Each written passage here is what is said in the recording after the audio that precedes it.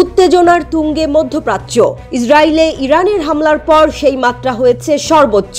এই অবস্থাতেই শোনা যাচ্ছিল শুক্রবারের জুমার নামাজে ইমামতি করবেন ইরানের সর্বোচ্চ ধর্মীয় নেতা আয়াতুল্লাহ আলী খামেনি। ইরানি গণমাধ্যম থেকে জানা যায়, ইসরায়েলি বোমা হামলায় হিজবুল্লাহ নেতা হাসান নাসরুল্লাহ নিহত হবার পর গত ২৭ সেপ্টেম্বর থেকে ইরানে গোপন নিরাপদ স্থানে ছিলেন খামেনি। এই অবস্থায় জুমার নামাজে ইমামতি করার খবরে বিস্ময় ও উত্তেজনা বাড়তে থাকে, কেননা বিগত প্রায় ৫ বছর তিনি ইমামতি করেননি। এই উপলক্ষে তেহরানে হাজার হাজার মানুষের ঢল নামে। কারো কারো হাতে হিজবুল্লাহর সবুজ ও হলুদ পতাকা দেখা যায়, কেউ বা ফিলিস্তিনের পতাকা নিয়ে আসেন। তবে সবার উদ্দেশ্য এক, খামেনিকে এক নজর দেখা, তার খুতবা শোনা, তার ইমামতিতে নামাজ আদায়। খুতবায় চলমান মধ্যপ্রাচ্য সংকট নিয়ে কথা বলেছেন তিনি, মুসলিম ঐক্যের আহ্বান জানিয়ে এবং লেবাননে ফিলিস্তিন ও হিজবুল্লাহকে রক্ষা করার প্রয়োজনীয়তা তুলে ধরে তার খুতবা শুরু করেন। সমগ্র মুসলিম বিশ্বের শত্রু একই বলে মন্তব্য করেছেন ইরানের সর্বোচ্চ নেতা আয়াতুল্লাহ আলী খামেনি।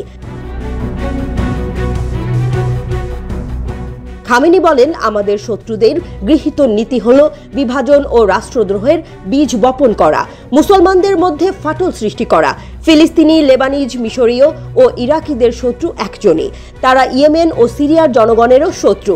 আমাদের সবার শত্রু একই, আর সেটা হলো ইসরায়েল।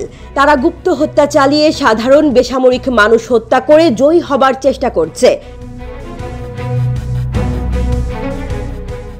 খামেনি বলেছেন, ইসরায়েলের মোকাবিলায় ইরান হাত পা গুটিয়ে বসে থাকবে না বা দায়িত্ব পালনে তাড়াহুড়োও করবে না। শুক্রবারের খুতবায় খামেনি বলেন, ফিলিস্তিনিদের নিজেদেরকে সুরক্ষা দেওয়ার আইনি অধিকার রয়েছে। এই অপরাধীদের, এই ভূমি অধিগ্রহণকারী বাহিনীর বিরুদ্ধে রুখে দাঁড়ানোর অধিকার আছে তাদের। নিজেদের মাতৃভূমিকে সুরক্ষা দেওয়ার জন্য ফিলিস্তিনিদেরকে কোনো আদালত বা আন্তর্জাতিক সংস্থা দোষারোপ করতে পারবে না। ইসরায়েলের হাত থেকে হামাস বা হিজবুল্লাহর নিজেদের রক্ষা করার অধিকার রয়েছে বলেও জানান তিনি। তিনি বলেন, আগ্রাসনের বিরুদ্ধে নিজেদের ভূমি, ঘর, দেশ এবং স্বার্থ রক্ষা করার অধিকার প্রত্যেক মানুষের আছে। পাশাপাশি প্রধান নেতাদের হারিয়ে লেবাননবাসীদের আশাহত না হওয়ার আহ্বান জানিয়ে প্রয়াত নেতা হাসান নাসরুল্লাহ সহ সিনিয়র নেতাদের স্মরণ করেন খামেনি।